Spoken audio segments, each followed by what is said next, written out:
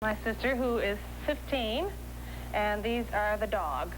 Hello, Chris. Hi. Say, those are mighty noble-looking pets you have there. Well, thank you.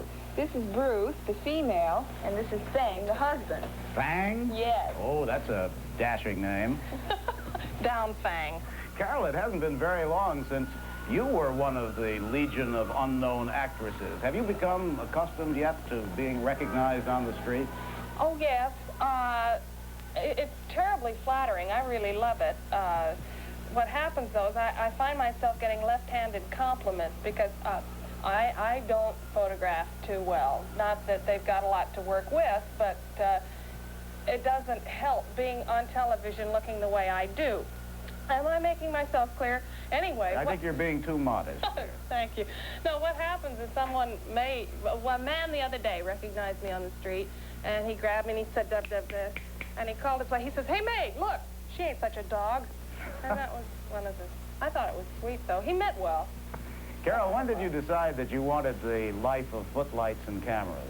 When I was at UCLA, I majored in journalism, or I wanted to take a journalism course, and I was talked into doing a one-act there, written by one of the students at school, and I heard my first laugh, and the bug bit, and that was it.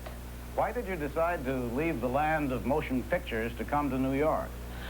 Well, I'll tell you, out in Hollywood, I was at UCLA, and I left right from school, and in Hollywood, if you don't look like Marilyn Monroe or Tony Curtis, you're not going to really get a star. I don't look like either one of them. You look more like Marilyn More Monroe. like Tony Curtis, luckily. So I came to New York because that's the best way to get started, and I wanted to be another Ethel Merman, Mary Martin, Judy Holliday, and headed right for the stage. I never dreamed I would be doing more television, which I do love. Gary's show is the most fun in the whole world. It looks like fun. What kind of a welcome did Broadway give you when you first came? Where are you going? Well, if you'll excuse me, I promised Bruce and Fang I'd take them window shopping on Fifth Avenue. That's good. Don't buy the whole thing. All right. Bye, Chris. Goodbye. Carol, when you came from California to New York, what kind of a welcome did you get from Broadway?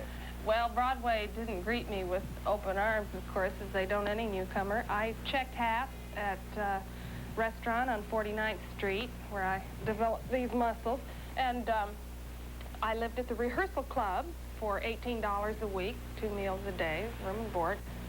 Carol, do you find life a bit confusing when you're working both on the stage and on television? Yes. Last season, I was in Once Upon a Mattress. We went from theater to theater. We were pushed out of all our homes. We opened at the Phoenix Theater, and then we went up to the Alvin, and then 4 others during the course of a year. And at the same time, I was on the Gary Moore Show. And it was quite hectic because I would have matinees and have to run like crazy to get from the theater, from Gary's show to the theater. And it was quite difficult, and I lost a lot of weight, and I don't want to double again like that because you can't do yourself fair to I can understand why you don't, but in all these things you do them wonderfully well. Aren't you nice? Thank you. Thanks for letting us come and see you. Thank you. Bye, Carol. Come again. New